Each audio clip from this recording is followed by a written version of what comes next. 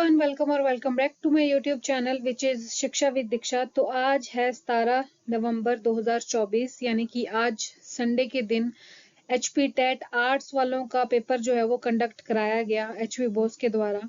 तो आज इस वीडियो में हम साइकोलॉजी का सेक्शन लेंगे आर्ट्स का।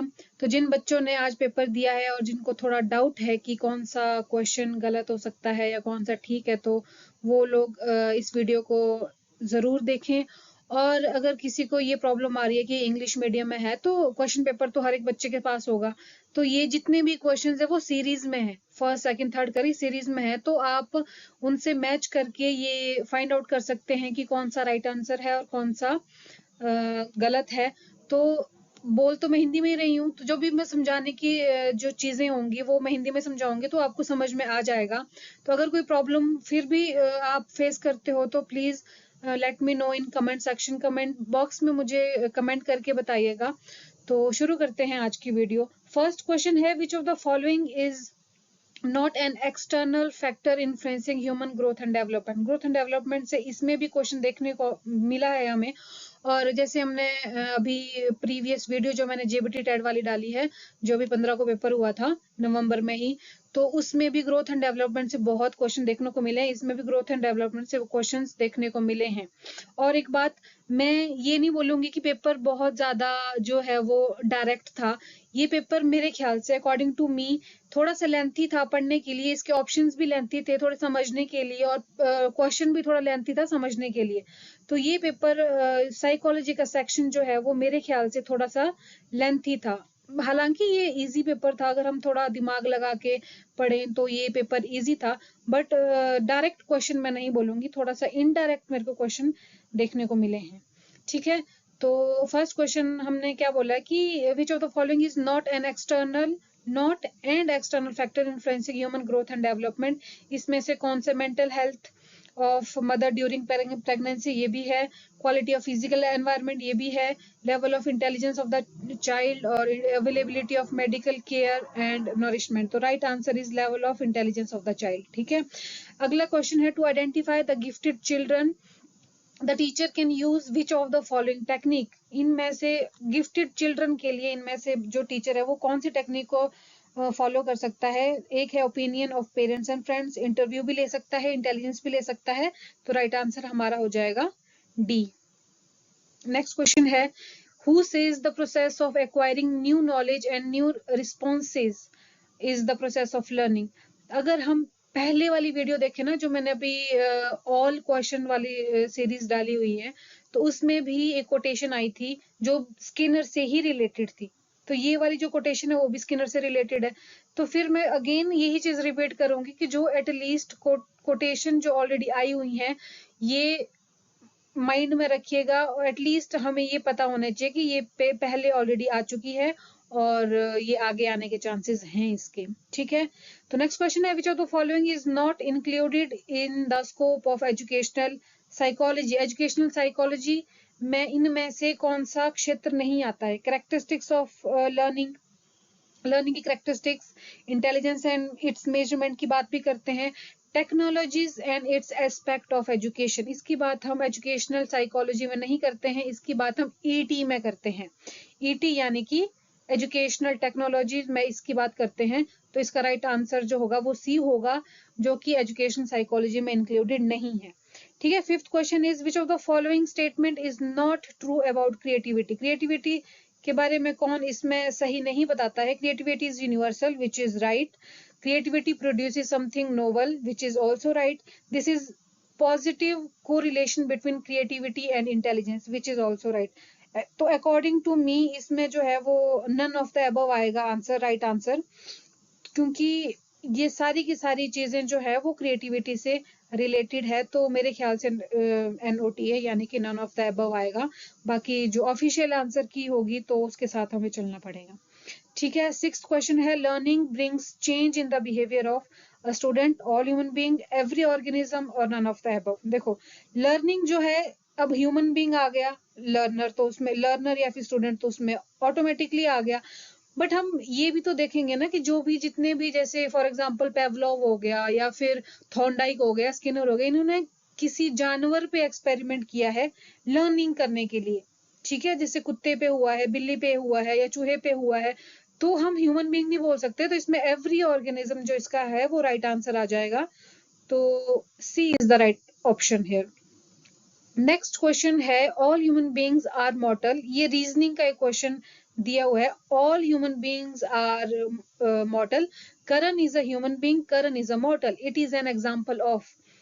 मैंने आपको प्रीवियस वीडियो में जैसे बताया था कि इंडक्टिव जो रीजनिंग और डिडक्टिव रीजनिंग होती है, इसमें हम एक जो डिडक्टिव है, ठीक है, इसमें हम जनरल टू स्पेसिफिक चलते हैं, जनरल टू स्पेसिफिक। इंडक्टिव में इसका उल्टा हो जाता है, इंडक्टिव में हम स्पेसिफिक से जनरल की तरफ चलते हैं। तो इसमें बोला है all human being are mortal. All का मतलब क्या हुआ, ऑल हम स्पेसिफिक में तो नहीं लेंगे, तो ऑल का मतलब हुआ जनरल। और करण जो है वो स्पेसिफिक एक पर्सन है, तो इसको मैं एस ले लेती हूँ। तो जनरल से स्पेसिफिक की ओर जा रहा है, तो इसका मतलब है रीजनिंग जो है वो कौन सी है, वो डिडक्टिव रीजनिंग हो जाएगी। तो इसका राइट आंसर क्या है, deductive reasoning, right. I hope आपको ये समझ में आया होगा। If a student tries to solve a problem systematically and by following some planned step से चलता है वो, he is using कौन सा अप्रोच जो भी यूज कर रहा है वो कर रहा है प्रॉब्लम सॉल्विंग अप्रोच। हाँ जी, problem solving approach is the right answer. Trial and error तो है नहीं कि वो बार बार प्रैक्टिस कर रहा है, उसकी गलती हो रही है, फिर प्रैक्टिस कर रहा है और लास्ट में वो आंसर में पहुंच रहा है, ऐसा तो है नहीं। प्रोजेक्ट मेथड भी नहीं है, तो ये प्रॉब्लम सॉल्विंग मेथड इसका जो है वो राइट आंसर हो जाएगा। The next question is if the learning in one situation proves helpful in the learning in another situation is called। ये वाला क्वेश्चन एग्जैक्ट ये क्वेश्चन तो नहीं आया है, पर जेबीटी में हमारे को देखने को मिला है, इवन मैंने टॉपिक में भी ऐड किया हुआ है कि transfer of learning, types of transfer of learning. एक मैंने आपको बताया था पॉजिटिव होता है, एक होता है नेगेटिव, एक होता है जीरो, जो कि इसमें भी दिया हुआ है। इसमें उसमें क्वेश्चन आया था कि पहले की जो चीजें हैं वो बाद में जो है आपको हेल्पफुल नहीं करती है या प्रॉब्लम क्रिएट करती है, वो तो नेगेटिव था। इसमें बोला है if the learning in one situation proves helpful in the learning in another situation. इसका मतलब है कि कोई जो एक आपने जो सीखी हुई चीज है किसी एक सिचुएशन में सीखी है, वो आप किसी दूसरी सिचुएशन में भी उसको लागू कर रहे हो, हेल्पफुल आप फील कर रहे हो, तो वो जो होगी वो होगी positive transfer of learning. Helpful होगी तो पॉजिटिव होगी, हेल्पफुल नहीं होगी या प्रॉब्लम क्रिएट करेगी तो नेगेटिव होगी। अगर किसी एक लर्निंग का दूसरी लर्निंग के साथ कोई मतलब ही नहीं है, तो वो जो है वो, जैसे फॉर एग्जांपल अगर मैं राइटिंग की बात करूं, मैंने लिखना अच्छा सीखा पर अगले दिन मैं कार चलाना सीख रही हूँ, तो दोनों में कोई मेल ही नहीं है ना, तो उसको हम जीरो ट्रांसफर ऑफ लर्निंग बोलेंगे। आई होप आपको ये भी समझ में आया होगा। तो पॉजिटिव ट्रांसफर ऑफ लर्निंग इसमें राइट आंसर है। The 10th question is who among the following is not a behaviourist. अगर आपको ये भी नहीं पता होगा ना कि विलियम जेम्स के बारे में पता नहीं होगा, जेबी वॉटसन जो फादर ऑफ बिहेवियरिज्म है, ये इंपॉर्टेंट है, ये क्वेश्चन में भी आता है, टेट में भी ऑलरेडी आ चुका है पहले। पेवलोव भी हमारे पास क्या है, बिहेवियरिस्ट है। स्किनर भी हमारे पास बिहेवियरिस्ट है। बट जो विलियम जेम्स है, ये जो है वो फंक्शनलिज्म पे जो है वो आपके फंक्शनलिज्म पे विश्वास करते हैं, ये फंक्शनलिस्ट हैं। तो विलियम जेम्स जो इसका राइट आंसर हो जाएगा, ये जो है बिहेवियरिस्ट नहीं है। अगला है to identify the learning disabled children. Learning disabled children को जानने के लिए या पहचानने के लिए the teacher can use of the following technique. या ऑब्जर्वेशन कर सकता है, या डायग्नोज कर सकता है, या इंटरव्यू कर सकता है। तो ये जो है वो इसमें सारे के सारे जो है वो एप्लीकेबल हैं। तो all of the above is the right answer. Which law of the learning is indicative of learner's state of participate in the learning process?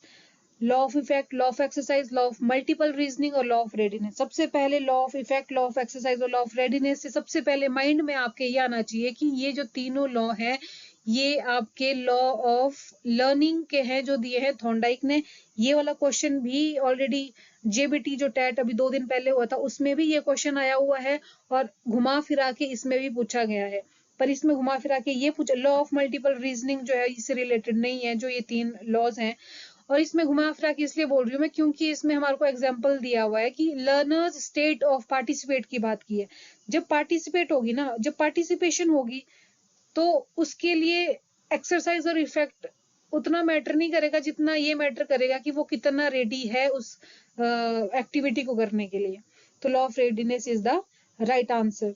To enhance creativity among the student, creativity से इसमें ज्यादा question देखने को मिले हैं, तो creativity वाले topic पे भी थोड़ा सा फोकस कीजिएगा। To enhance the creativity among the student, teacher should discourage students freedom. Discourage हो गया, ये नेगेटिव पॉइंट है, ये तो आएगा ही नहीं। Use brainstorming techniques, promote hesitation and fear among students, डर क्यों पैदा करेगा टीचर, ये भी नेगेटिव पॉइंट है, ये भी गलत हो जाएगा। ऑल ऑफ द अबव, ये भी गलत हो जाएगा। तो एक जो बचता है वो है use of brainstorming technique. Brainstorming technique का यूज करके जो है वो टीचर क्या करता है, क्रिएटिविटी पैदा करता है बच्चे में। ब्रेनस्टॉर्मिंग का मतलब क्या हुआ, ब्रेनस्टॉर्मिंग का मतलब है कि एक टीचर जो है वो स्टूडेंट को एक सिचुएशन दे देगा और बोलेगा कि इसके बारे में जितने भी ख्याल तुम्हारे माइंड में आ रहे हैं उनको बोलो। अब वो बच्चा एक आंसर देगा, दूसरा सॉल्यूशन निकालेगा, तीसरा सॉल्यूशन निकालेगा। तो ब्रेनस्टॉर्मिंग नाम से पता चल रहा है कि दिमाग में जो है वो तूफान खड़ा कर रहा है टीचर क्वेश्चन से। तो ये वाली टेक्निक जो है वो क्रिएटिविटी के लिए ज्यादा बेनिफिशियल है। तो B is the right answer. Next question है कि reward is an example of, reward जो है वो किस चीज का एग्जाम्पल है, एक्सट्रिंसिक मोटिवेशन का है, इंट्रिंसिक का है, प्राइमरी का है, या नन ऑफ द अबव है। एक्सट्रिंसिक का मतलब बाहरी है, अंदर का अंदर इंटरनल है, या प्राइमरी है, तो क्या है। अब रिवॉर्ड है, रिवॉर्ड हम खुद से तो नहीं दे रहे ना, खुद को रिवॉर्ड तो हमारे को मिल रहा है कि किसी हमने कुछ चीज किया और उसके लिए हमारे को रिवॉर्ड मिल रहा है। तो वो ये क्या है, वो एक बाहरी मोटिवेशन है, एक्सट्रिंसिक मोटिवेशन है। तो A is the right answer here. Which of the following is not included in the process of memorisation, इसमें ना नॉट, इस वाले पेपर में नॉट वाले क्वेश्चन ज्यादा पूछे गए हैं कंफ्यूजन क्रिएट करने के लिए। तो जो ये इसमें तो चलो हाईलाइट किए हुए पेपर में भी नॉट बड़े अक्षरों में, कई बार जो है वो नॉट छोटे अक्षरों में दे दिया जाता है और हमारे दिमाग से और आंखों से स्किप हो जाता है वो नोट। तो उसकी वजह से हमारे को क्वेश्चन आने के बावजूद भी हम गलत करते हैं। तो नोट पे कई बार करेक्ट या इनकरेक्ट भी आता है क्वेश्चन में, उस पर भी थोड़ा सा ध्यान रखिएगा, क्योंकि फिर वो सिली मिस्टेक्स हो जाती हैं जो हम फालतू में कर लेते हैं चीजें। तो इसमें पूछा हुआ है कि विच of the following is not included in the process of memorisation, memorisation के प्रोसेस में कौन इंक्लूड नहीं है। देखो जी, रिकॉल है, अपने माइंड में हम रिकॉल करते हैं, मेमोरी को रिकॉल करते हैं, तो ये तो रिलेटेड है। रिटेंशन है, किसी चीज को रख के रखते हैं, ये भी रिलेटेड है। रिकंस्ट्रक्शन है, कोई चीज हमारे माइंड में ऑलरेडी है, मेमोरी में है, उसको फिर से रिकंस्ट्रक्ट करते हैं, ये भी मेमोरी से रिलेटेड है। बट जो लर्निंग है ना, ये मेमोरी से रिलेटेड नहीं है जी। तो फिर इसमें प्रोसेस ऑफ मेमोराइजेशन में तो कौन इंक्लूडेड नहीं है, तो वो लर्निंग इसका राइट आंसर हो जाएगा। ठीक है। Psychology is the science of human behaviour includes, psychology human behaviour, science of human behaviour है जो क्या क्या इंक्लूड करता है, कोग्निटिव एक्टिविटीज को इंक्लूड करता है, कॉग्निटिव एक्टिविटीज को इंक्लूड करता है, अफेक्टिव एक्टिविटीज को इंक्लूड करता है। अब कोग्निटिव हुई हमारी इंद्रियां, जितनी इंद्रियों के बेस पे जितनी भी हम क्रियाएं करते हैं इंद्रियों के बेस पे। कॉग्निटिव है दिमाग के बेस पे, संज्ञानात्मक जितनी भी एक्टिविटीज हम करते हैं वो है। अफेक्टिव हुई इमोशंस, फीलिंग से रिलेटेड जितनी भी एक्टिविटी करते हैं। तो ये तीनों की तीनों चीजें जो है ये साइकोलॉजी से रिलेटेड है। तो इसका right answer all of the above आ जाएगा। ठीक है। In which method the mental disorder of an individual are studied, experimental method, clinical method, introspection method, questionnaire method. ये मेथड भी जेबीटी में भी टेट में आए हुए हैं, इसमें भी आए हैं, और पॉसिबिलिटी है कि नॉन मेडिकल और मेडिकल में भी आ सकते हैं। तो इन मेथड्स के बारे में जरूर पढ़िएगा, क्योंकि जून 2024 में भी ये तीनों क्वेश्चन पेपर में, मेडिकल, नॉन मेडिकल और आर्ट्स में, ये तीनों में आए हुए थे। तो इन पे भी थोड़ा सा ध्यान रखिएगा और डालिएगा। तो इसका राइट आंसर हो जाएगा क्लिनिकल मेथड। क्लिनिकल मेथड के थ्रू हम किसी मेंटल डिसऑर्डर के बारे में पता करते हैं जी। Which branch of psychology describes the process of growth and development, child psychology, physiological psychology, development psychology, या ऑल ऑफ द अबव। अब इसका जो राइट आंसर है मेरे ख्याल से डेवलपमेंट साइकोलॉजी हो सकता है, क्योंकि चाइल्ड साइकोलॉजी में हम सिर्फ और सिर्फ बच्चे के बारे में पढ़ते हैं, फिजियोलॉजिकल में हम फिजिकल डेवलपमेंट के बारे में ओनली बात करते हैं, या फिजिकल ग्रोथ के बारे में बात करते हैं जो कि ओनली ग्रोथ को दर्शाता है। तो जो इस क्वेश्चन में पूछा हुआ ये ग्रोथ और डेवलपमेंट दोनों के बारे में पूछा हो तो ये डेवलपमेंटल साइकोलॉजी आएगा। अदरवाइज अगर ये नहीं होगा तो ऑल ऑफ द अबव इसके बाद जो है वो ऑप्शन हो सकता है। ठीक है। Which of the following is not true about educational psychology? Educational psychology से आई थिंक ये दूसरा क्वेश्चन है या फर्स्ट क्वेश्चन है, 2 क्वेश्चन आए हुए हैं एजुकेशन साइकोलॉजी से डायरेक्ट। तो कौन सा नहीं है ट्रू एजुकेशन साइकोलॉजी के बारे में? Education psychology helps us to study learners behaviour, ये तो राइट है कि जो सीखने वाला होता है उसके बिहेवियर के बारे में स्टडी करने में हेल्प करता है। तो ईपी का मतलब यहाँ पे एजुकेशन साइकोलॉजी है। टाइपिंग को थोड़ा सा मैंने वो इजी करने के लिए मैंने ईपी इसमें लिखा हुआ है, तो इसका मतलब एजुकेशन साइकोलॉजी है। तो education psychology helps to remove family environment, remove तो नहीं करता, ये तो फिर ये तो नहीं है इसमें। तो रिमूव जब हम सोशलाइजेशन पढ़ते हैं ना साइकोलॉजी में, एजुकेशन साइकोलॉजी में, तो उसमें हम जब एजेंट की बात करते हैं ना, उसकी सोसाइटी के एजेंट की बात में, तो फर्स्ट एजेंट में ही हमारी फैमिली आ जाती है। इसका मतलब ये हुआ कि फैमिली जो है वो बहुत इंपॉर्टेंट रोल प्ले करती है। तो एजुकेशन साइकोलॉजी रिमूव कैसे कर सकती है फिर? ठीक है। तो ये आंसर जो है वो आंसर इसका बी होगा, बट ये एजुकेशन साइकोलॉजी से रिलेटेड नहीं है। अगर बाकी ऑप्शंस की बात करें तो प्रॉपर लर्निंग सिचुएशन को अरेंज करती है, ये भी राइट है। सिलेक्टिंग अप्रोप्रिएट इवेल्युएशन टेक्निक में भी सहायता करती है, ये भी राइट है। Who is the propounder of structuralism के कौन है जी? फाउंडर की बात कर सकते, प्रोपाउंडर या फाउंडर की बात करें तो ये होगा विल्हम वुंट। विल्हम वुंट ही है जिन्होंने आई थिंक विलियम वुंट ही है वो। हाँ, विलियम वुंट ही है जिन्होंने लिप्जिग में फर्स्ट लेबोरेटरी साइकोलॉजी की जो है वो ओपन की थी, जर्मनी में 1879 के आसपास शायद। तो जहां तक मेरे को लगता है 80% या 90% विलियम वुंट ही है, बाकी आप चेक कर लेना। तो संरचनावाद इसको हिंदी में बोलते हैं। संरचनावाद की जो खोज है वो विलियम वुंट ने की है, विलियम जेम्स नहीं है, क्योंकि विलियम जेम्स अभी हमने पीछे देखा कि वो फंक्शनलिस्ट हैं, फंक्शनलिज्म से रिलेटेड है।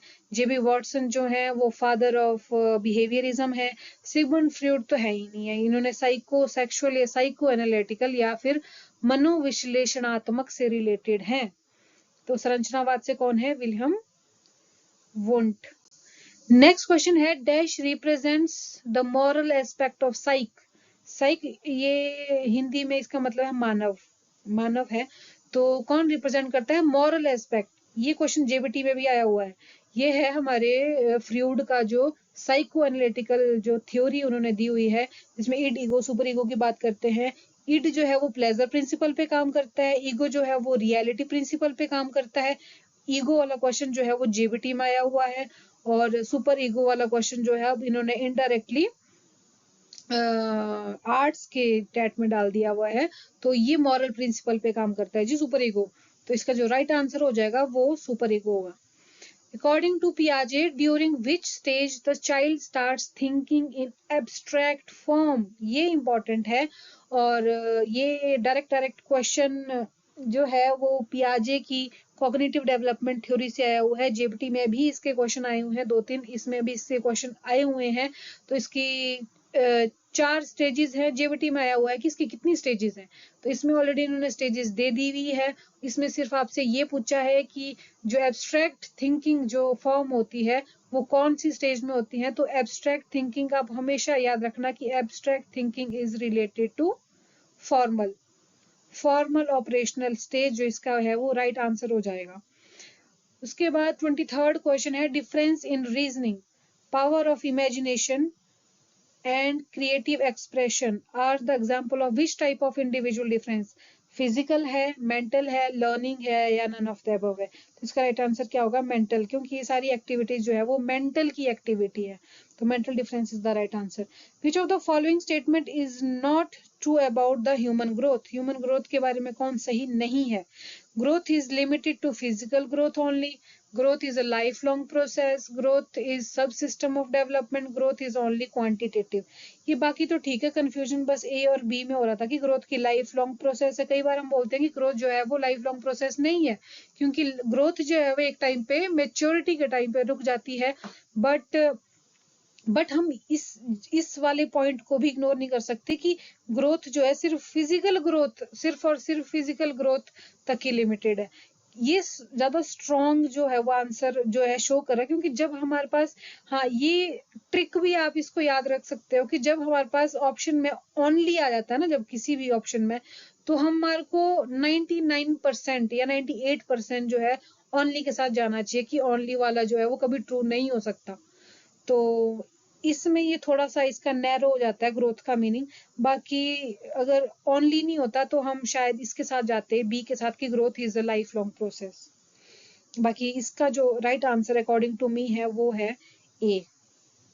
ठीक है, तो 25th क्वेश्चन है, if a person has some potential ability in the specialised kind of activity is known as. अब ये वाला क्वेश्चन भी जून 2024 में आया हुआ है, पर वो इनडायरेक्ट मतलब सेम तो नहीं था क्वेश्चन, पर सिमिलर था कि पोटेंशियल एबिलिटी, जब हम किसी की पोटेंशियल के बारे में बात करते हैं ना, फिर मैंने एग्जांपल दिया था कि जब हम किसी कंपनीज में जाते हैं, किसी नई एजेंसीज में जाते हैं, तो वो हमारा एप्टीट्यूड टेस्ट लेते हैं, वो ये चेक करते हैं कि हमारे अंदर कितना पोटेंशियल है। तो पोटेंशियल हमेशा एप्टीट्यूड के साथ जाता है, ये भी ट्रिक के तौर पर आप इसको याद रख सकते हैं। तो इसका राइट आंसर एप्टीट्यूड आ जाएगा। Which of the following intelligence test is meant for measuring intelligence of one individual at a time? वो कौन सा इंटेलिजेंस टेस्ट है जो एक इंडिविजुअल को एक टाइम पे मेजर करता है, इंटेलिजेंस मेजर करता है एक पर्सन की एक ही टाइम पे? इंडिविजुअल वर्बल टेस्ट भी हो सकता है, और ये परफॉर्मेंस टेस्ट भी हो सकता है, या नॉन वर्बल टेस्ट भी हो सकता है। तो इसका जो राइट आंसर होगा वो बोथ जो होगा वो एबव होगा। हाँ, अगर इसमें सिर्फ और सिर्फ ये बोला होता कि लैंग्वेज पे बेस्ड होता तो वो वर्बल टेस्ट होना था, या फिर ये बोलते कि ओरल या फिर रिटन जो टेस्ट होगा तो वो भी हमारा वर्बल पे आना था। पर इसमें ऐसा कुछ भी नहीं बोला, इसमें बोला है सिर्फ कि एक टाइम पे एक ही पर्सन को ले सकते हैं। तो इसमें राइट आंसर जो होगा वो बोथ ऑफ एबव आएगा, यानी कि ए और बी। तो 27th क्वेश्चन है, which of the following kind of thinking is associated with one's ability to construct something new? जब कंस्ट्रक्ट की बात आ गई ना, तो क्रिएटिविटी ऑटोमेटिकली इसके साथ आ गई, तो इसका राइट आंसर होगा creative thinking. A dash finds it difficult to keep pace with the normal schoolwork. Normal school work के साथ तालमेल बनाने में कौन से बच्चे जो है वो डिफिकल्टी फेस करते हैं, उनको टफ लगता है? तो वो है बैकवर्ड चाइल्ड। बैकवर्ड चाइल्ड जो है वो इसका राइट आंसर हो जाएगा। 29th है, which of the following is the first stage of psycho social development? Psycho social development theory जो है, जो एरिक्सन ने दी है, कई बार ये पूछ लिया जाता है कि एरिक्सन जो है वो किससे रिलेटेड है, तो साइको सेक्सुअल डेवलपमेंट थ्योरी से रिलेटेड है। तो इसकी जो है वो कितनी स्टेजेस है ये भी पूछ लिया जाता है, तो इसकी कितनी स्टेजेस है? ये 8 स्टेजेस हैं। तो इसमें पूछी है फर्स्ट स्टेज के बारे में। फर्स्ट स्टेज हमारी है ट्रस्ट वर्सेस मिसट्रस्ट, विश्वास बनाम अविश्वास। तो ये भी थोड़ा सा माइंड में रखिएगा, ये भी हमारे जेबीटी के जो टेट है ये टॉपिक से रिलेटेड क्वेश्चन आए हुए हैं। For which of the following activity the knowledge of individual difference, knowledge of individual difference is not required for a teacher? किस में से जो ऑप्शन है इसमें से किस में जरूरी नहीं है knowledge of individual difference? Select an appropriate teaching method. कहाँ गया मेरा marker? Select an appropriate teaching method, ये तो बिल्कुल ठीक है। जब हम क्लास में पढ़ाते हैं, कोई टीचर पढ़ाता है, जब वो टीचिंग मेथड को अपनाता है उसको तो माइंड में रखना पड़ेगा इंडिविजुअल डिफरेंस को, तभी तो पढ़ा सकता है ना, वो बच्चों के अकॉर्डिंग ही पढ़ाना पड़ेगा। ये भी राइट है। Assign activity to the student, ये भी जरूरी है। जैसे अगर हम इंडिविजुअल डिफरेंस की बात करें, एक बच्चा है जो बेचारा चल नहीं सकता, उसको हमने ये एक्टिविटी दे दी कि हाँ उसको भगा दिया, भगाने की एक्टिविटी दे दी या चलने की एक्टिविटी दे दी, तो ये भी गलत बात है ना। हमारे को इसमें भी इंडिविजुअल डिफरेंस का थोड़ा सा ज्ञान होना जरूरी है। Plan for professional development activity, इन दोनों में थोड़ी सी कंफ्यूजन है कि प्रोफेशनल डेवलपमेंट एक्टिविटीज या फिर प्रिपेयर क्वेश्चन पेपर। मैंने प्रिपेयर क्वेश्चन पेपर पे इसलिए मैंने राइट जो है वो आंसर किया है, क्योंकि क्वेश्चन पेपर जो है वो हमारे को एवरेज को लेके चलना पड़ता है, हमारे को सभी को इंक्लूड करना पड़ता है। हमारे को जैसे अब सभी तो बच्चे पढ़ने में अच्छे नहीं होते, कुछ बच्चे स्लो लर्नर भी होते हैं, तो हम क्वेश्चन पेपर सिर्फ ऐसा ही नहीं डाल सकते कि स्लो लर्नर के अकॉर्डिंग, क्योंकि फिर उसमें जो क्रिएटिव बच्चे या गिफ्टेड बच्चे होते हैं तो वो मात खा जाते हैं। और अगर हम क्रिएटिव बच्चे के अकॉर्डिंग चलें तो फिर बेचारे जो स्लो लर्नर है वो मात खा जाते हैं। तो क्वेश्चन पेपर को जब प्रिपेयर करते हैं तो हमारे को एवरेज लेके चलना पड़ता है, इंडिविजुअल डिफरेंस को ज्यादा ध्यान में रखना नहीं पड़ता है।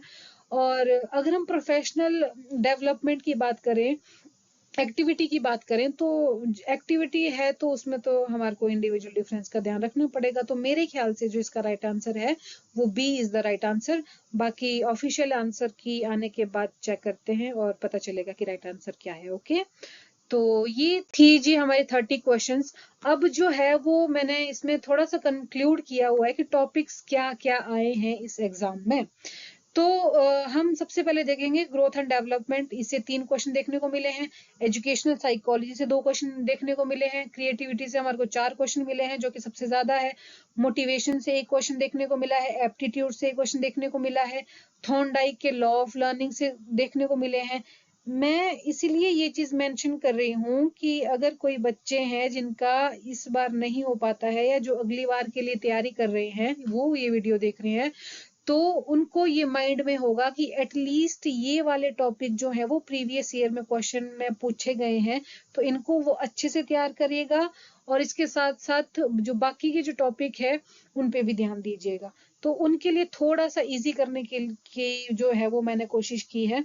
तो और हाँ, और ये भी हम चेक कर सकते हैं इनसे, जो मैं ये लास्ट में आपको टॉपिक्स के नाम बताती हूँ ना, हम इसमें से ये भी चेक कर सकते हैं कि जेबीटी आपका आर्ट्स, नॉन मेडिकल और मेडिकल कितनी जो है वो सिमिलर टॉपिक आए हुए हैं और कितने आते हैं, तो कितने बेनिफिशियल हैं हमारे लिए, तो ये जानना भी बहुत ज्यादा जरूरी हो जाता है।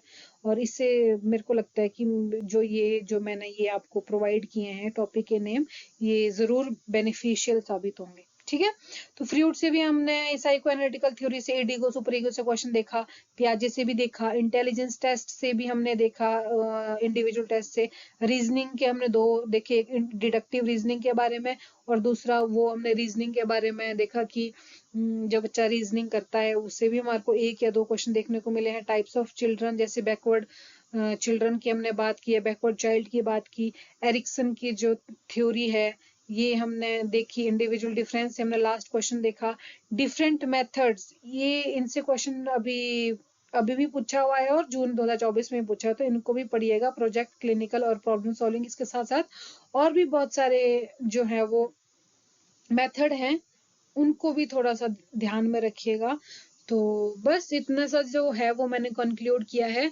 तो आई होप जो ये वीडियो है, जो मैंने समझाने की कोशिश की है वो आप तक उसी तरीके से समझ पहुंची है जैसे मैंने कोशिश की है।